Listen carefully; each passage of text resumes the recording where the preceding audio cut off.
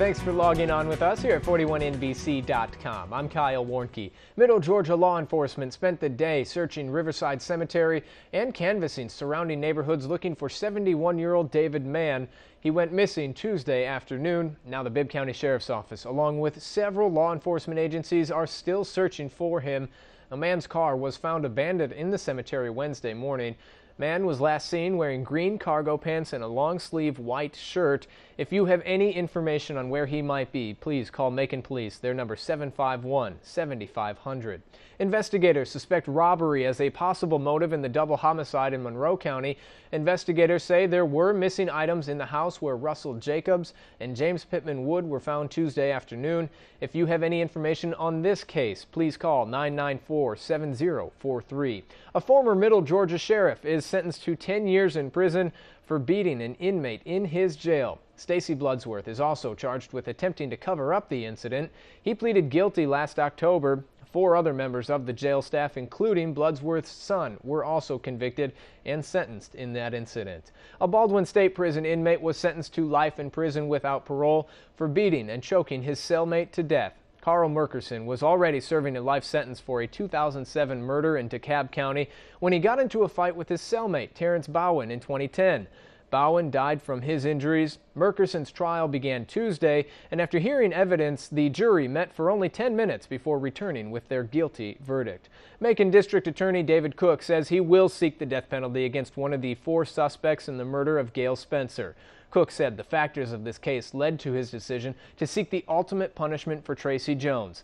An indictment says the 4 broke into her home and suffocated her with a plastic bag so they could steal money from their boss, money Spencer had access to. Jones is set to be arraigned Monday.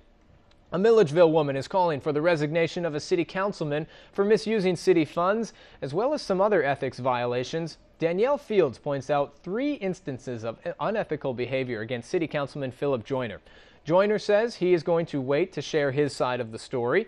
Now, the Ethics Committee will decide if the complaint is valid, and then it has 60 days to investigate those claims. We have more information on this story here on our website. Officials in Crawford County are trying to pay down their water debt system. Tuesday night, plans moved forward to reduce the $3 million water debt that began in 2009. County workers want to refinance and shorten the loan given to the water enterprise. Now that should save the county about $2 million and allow half of the penny tax money in 2015 to pay that remaining debt. Georgia's new report card for public schools just came out, and the Department of Education released its College and Career Ready Performance Index scores this past week. Alexander II Magnet School in Bibb County and Lake Joy Primary, along with Quail Run Elementary Schools in Houston County, well, they're all ranked the highest. All 3 scored in the upper 90th percentile on the new grading scale. Now, for more information on specific schools in your neighborhood, check out this story here on our website. Well, if you've driven or walked through downtown Macon lately, you probably noticed all that construction happening on Cherry Street.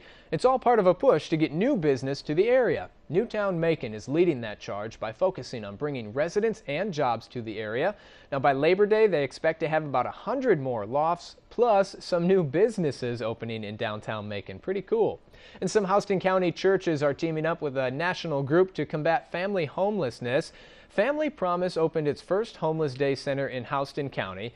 The nonprofit organization is working with 14 local churches to provide families a place to stay. Now, at night, the different churches will provide parents and children a place to sleep. During the day, the center will provide classes and career-building opportunity. And Georgia's First Lady, Sandra Deal, spent Wednesday morning reading to some Middle Georgia students. Mrs. Deal read "Who I'd Like to Be" to some students at Jeffersonville Elementary in Twiggs County. Now, this is part of her Read Across Georgia initiative, and this week she plans to meet her goal to read to all 180 school systems in our state. And Middle Georgia students are making their coins count by collecting loose change and donating it to charity. Upward Bound raised just over $1,000 in pennies, nickels, and dimes to donate to nonprofit organizations. On Wednesday, the students presented their checks to the Children's Hospital, Susan G. Komen for the Cure, and the American Red Cross.